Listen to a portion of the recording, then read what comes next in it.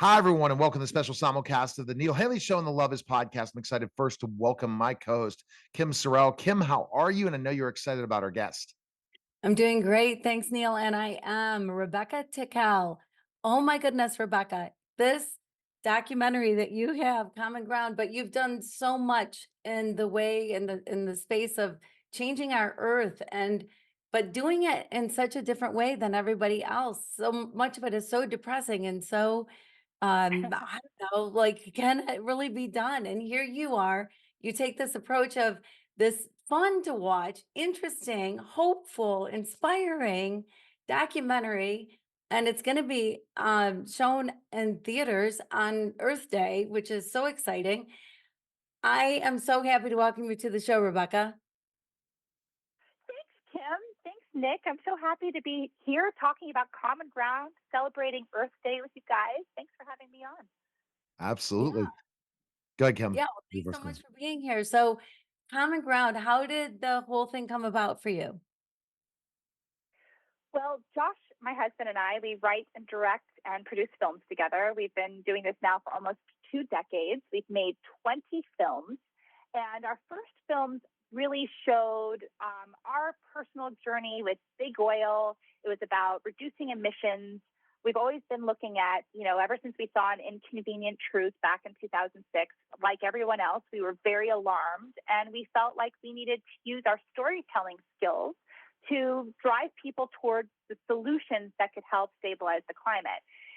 All of that led us to learning about regenerative agriculture.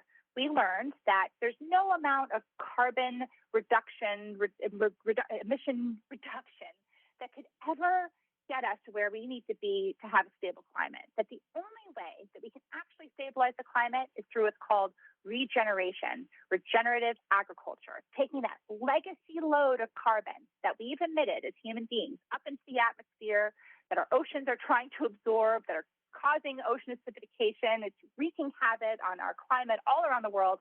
We can take all of that carbon and we can sequester it into healthy soil, not using some crazy technology scheme it's literally just through helping out our soil and the life in our soil, through building soil, we can stabilize the climate. And, this is not new information. This is indigenous agriculture. This is Wow. indigenous wisdom. This has been around for a long time, but it's taking these practices of regeneration and applying them to how we're growing food in the United States. And by doing that, within a few short years, by applying these practices, we can completely course correct and turn it around and draw down all the carbon that we need to draw down so that we can have not 50 harvests left, which is where we're currently at the rate of degeneration and desertification for how we grow our food.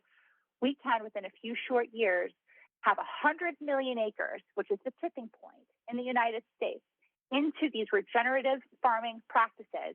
And by doing that, we will be able, indigenous people talk about 7 generations into the future. This is how we accomplish that. Wow. And it's such a great option that you figured out that has already been out there versus kind of stagnating everything that's happening, right? Finally, we're going to figure out a way to work with the carbon emissions, but we're not going to change everything that we're doing. We're going to keep going, but do things more responsibly. I think that's a really huge solution. Yeah, it's pie in the sky to think that right now, today, we're going to stop emitting carbon. The world leaders, you look at all of these conferences of the parties, the COPs around the world, nobody can agree. People can't even agree about whether climate change is real or not. Meanwhile, we've desertified a third of our planet, which leads to famine, scarcity of resources, disruption of the small water cycle, which leads to deserts, which leads to massive climate refugees, climate migration.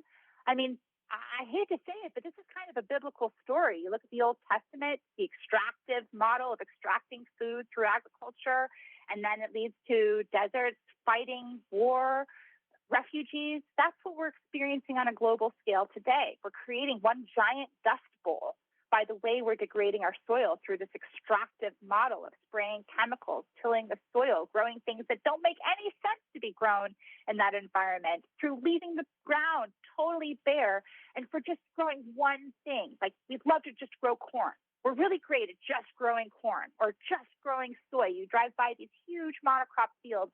Do you remember when you used to drive down the highway and there would be bugs on your windshield? Do you remember when Yeah. you used to like wipe your windshield to try to?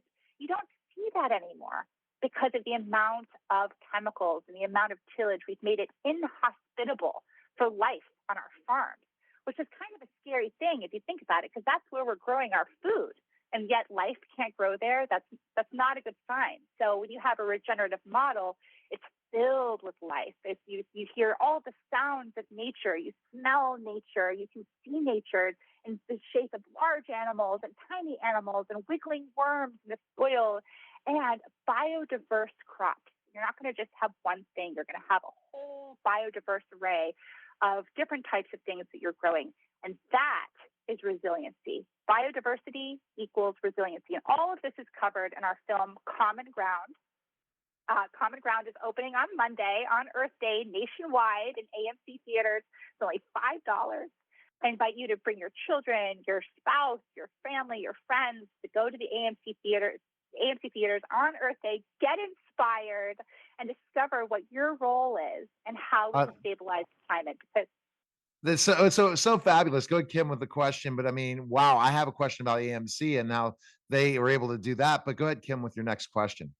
Yeah, Rebecca, everything that you're saying is just so intriguing and so interesting, but then it takes people to actually make it happen, right?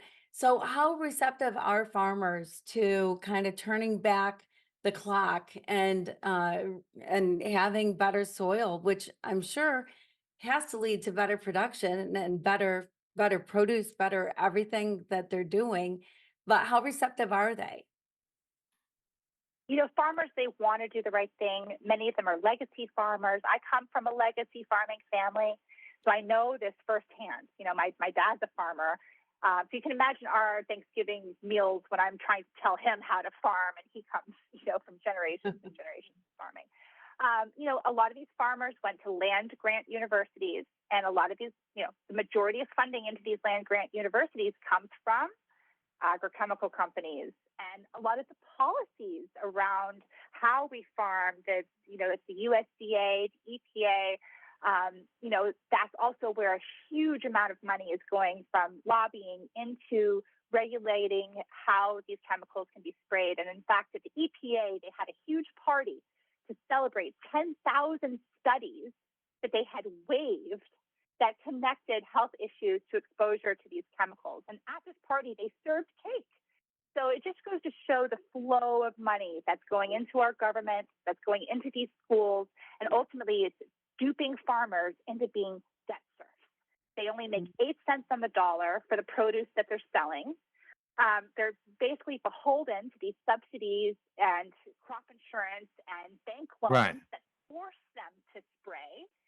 And then they're slowly watching the cost of inputs go up and up and up as the degradation of their life continues to increase. And so ultimately it's driving them to suicide. And in the United States, we have a 5 times higher Wow. suicide Yeah. rate No, than I any know. other profession if you're a farmer. And it's because of the way these farmers are being treated by us, by our government. 100%. 100%. What I was going to go and jump on, Rebecca, is this passion and everything. Organic foods, we should have all straight organic. We should not have any of the other stuff. We should look at protecting what food goes in our bodies. And I'm sure that's part of a discussion as well, versus where we're going as a nation. Organic, the, no pesticides, bottom line. But Kim has a question for you regarding love, and then I'm gonna ask you a quick question 30 seconds after that. Go ahead, Kim. Yeah, Rebecca. So I lived a year figuring out the true meaning of love. I had this eat, pray, love experience, mostly in Haiti. And the things that I found out about love blew my mind. And you're obviously very passionate about everything earth, everything climate and whatever. And I'm just wondering, where does love come in for you? How does that play a role? This is 100% about love. I mean, I became a mom while we were making our film Kiss the Ground. And we have 2 children who are now 7 and 10. They consider themselves the executive producers of Common Ground, by the way. And we're working for them, really. And Common Ground is a love letter to our children. And the narrators of the film, we have an incredible group in Common Ground narrating. They're all parents. It's Jason Momoa, Laura Dern, Rosario Dawson, Donald Glover, Ian Somerhalder, Woody Harrelson. And they're all reading this letter to their kids, which is also a letter from me and my husband to our children, which is, yeah, we've messed up the climate. We have done this. We have impacted our climate. But good news, there's a way out. There's a solution called regenerative organic agriculture. And then the film is a promise that we are going to fight like hell to save their future. And that became my promise when I became a mom, and my life suddenly became extended, hopefully 100 years into the future. I have a moral obligation to do everything I can with my life as a storyteller. And I think we all have this duty, this fiduciary duty to our children and to future generations, whether we're a parent or not, to do everything we can right now during this very brief, powerful window of time where we can course correct. And we can. We can course correct. And now is the moment to do that. So it's time to stop arguing over whether it's blue or red. Whether it's this or that, it's time we find common ground. We work together. We each use our unique skills, because this is a top-down, bottom-up, middle-out approach. It's going to take everyone to be able to solve. This is like worse than an accident. No doubt. Oh my goodness. Yeah, absolutely. Everyone needs to go to AMC, right? On Monday, AMC. AMC Theaters, Common Ground. Go check it out. Wow, I can't wait to thanks for stopping by, Rebecca, and thanks for coming on the show. Appreciate it. All right. That was a special simulcast of the Neil Haley Show and the Love Is podcast, guys. Take care.